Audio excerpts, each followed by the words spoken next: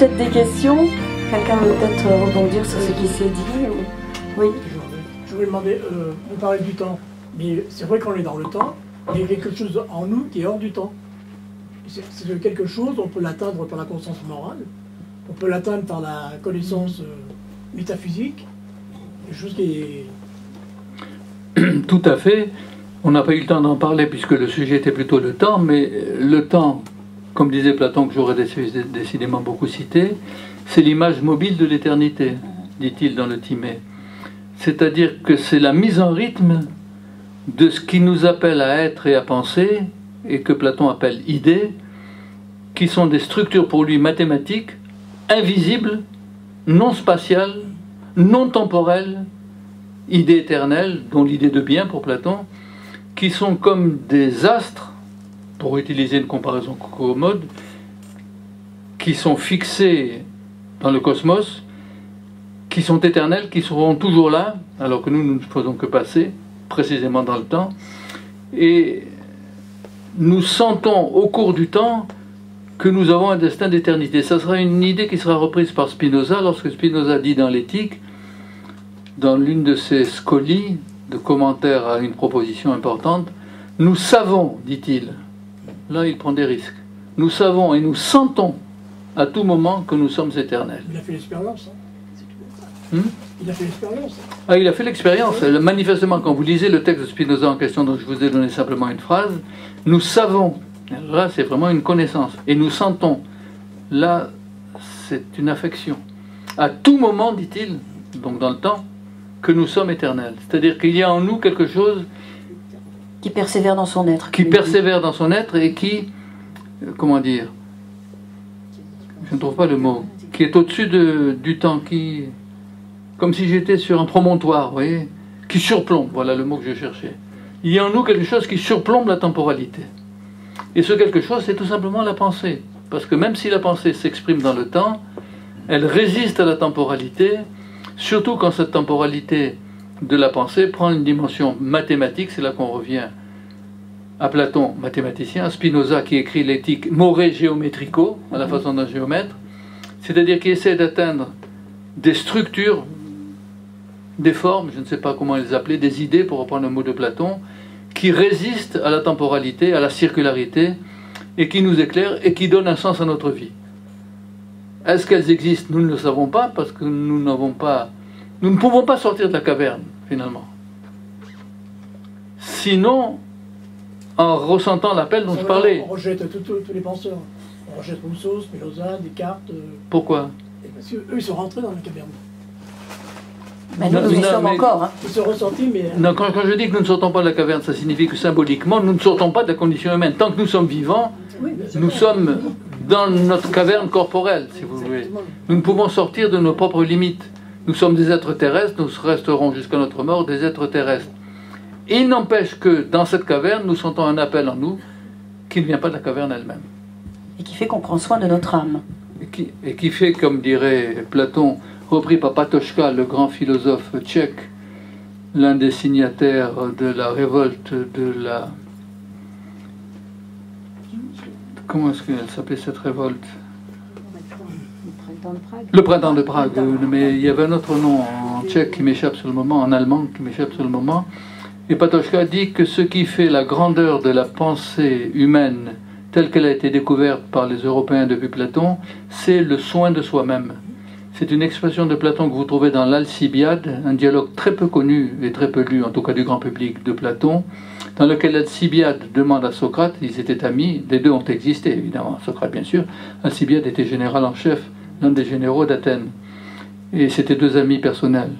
Alcibiade beaucoup plus jeune que Socrate, il a 30 ans quand Socrate en a 60 ou 65. Et Alcibiade demande à Socrate, qui suis-je finalement? Il est inquiet sur lui-même. Et Socrate lui répond en lui disant qu'il n'est pas un corps, qu'il n'est pas une âme attachée à un corps, mais une âme, c'est-à-dire une psyché qui est attachée à elle-même, et la seule chose qu'il puisse lui donner comme conseil, c'est l'épiméléia tes psyches, c'est le soin de soi-même. C'est ce qu'on appellerait aujourd'hui sous une autre forme, vous connaissez l'expression, elle vient des États-Unis, le care. Prendre soin d'eux. Mais pas simplement prendre soin de quelqu'un, Mais ça veut dire aussi se soigner, évidemment. Prendre soin, c'est nécessairement se soigner, mais on peut se soigner physiquement, ou se soigner métaphysiquement, ou se soigner moralement, ou se soigner poétiquement. C'est ce qu'on appelle le soin de l'âme chez Platon, qui a été repris par Patočka, et aussi par Michel Foucault. Il traduit un peu différemment l'épiméléia grec, Foucault, en disant le souci de l'âme. Oui. Mais que vous parliez de soin de l'âme ou du souci de l'âme, vous avez souci de quelque chose. Il y a quelque chose en vous qui demande à être protégé, qui demande à être soigné. Et c'est cela qu'on appelle en définitive la culture. Je fais ici une petite parenthèse étymologique, mais qui est justifiée par votre question. On abuse aujourd'hui du mot de culture, surtout depuis Jack Lang, évidemment. Mais où tout devient culture, y compris le fait de se gratter le nez. De se gratter le nez, ou de couler une bielle, ou d'être pris dans un encombrement à l'entrée d'un tunnel de Toulon. Pour prendre une situation existentielle bien connue ici. Tout est culture. Pas du tout. Culture, cultura, c'est le même mot en latin et en français, c'est pas du tout un mot grec. C'est un mot qui a été inventé par Cicéron.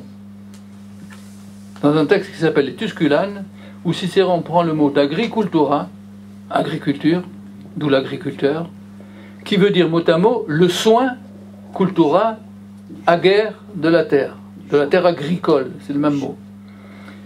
Et Cicéron va plus loin, parce qu'il sait très bien que le verbe colere, C-O-L-E-R-E, qui a donné cultura, signifie prendre soin.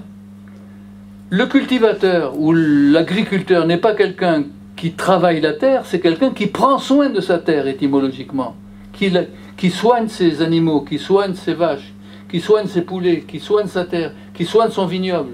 Allez à Bordeaux ou ailleurs, vous verrez à quel point les vignerons soignent leur vie, prennent soin d'eux, dans tous les sens du terme, prennent soin, presque amicalement, presque affectivement. Et donc la cultura, c'est le soin de l'âme. D'où la fameuse définition que donne Cicéron dans le passage que je vous cite, des Tusculanes, cultura animi philosophia est.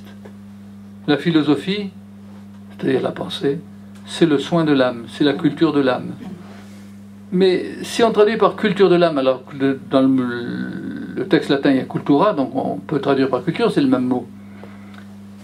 On tombe dans une vision culturaliste, vous voyez ce que je veux dire? Il faudrait traduire par philosophia est cultura animi, la philosophie est le soin de l'âme. Parce que colérer et cultura, ça veut dire au début soigner, prendre soin, care en anglais. Je voulais demander aussi, je suis un néophyte, hein, mais moi je trouve qu'on fait une confusion entre le corps, l'âme et l'esprit. On mélange tout. On peut-être, c'est-à-dire au niveau de la vie quotidienne, mais la plupart du temps les philosophes ou les scientifiques ont essayé de distinguer les niveaux. Il y a l'intellect, il y a la pensée, le corps et l'âme. Le dualisme est facile à voir. Le corps est visible, l'âme est invisible. Donc le dualisme... Vous avez l'esprit ou la raison qui fait l'intermédiaire. Qui fait le lien, qui fait la médiation. Oui, mais la division spontanée dans toutes les civilisations, pas simplement la civilisation occidentale, c'est la division entre le corps qui est visible, pas simplement visible, mais je peux le toucher, comme je touche le corps de cette table qui résonne, et l'esprit ou l'âme, ou même un sentiment qui est invisible et intouchable. Et l'invisible est toujours du côté du temps, tandis que le corporel est toujours du côté de l'espace.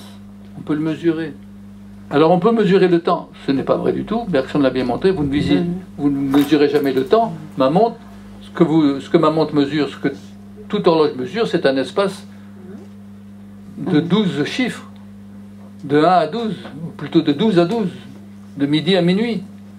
Et donc le déplacement dans l'espace, ou dans un gnomon, dans un... comment est-ce qu'on appelle ça?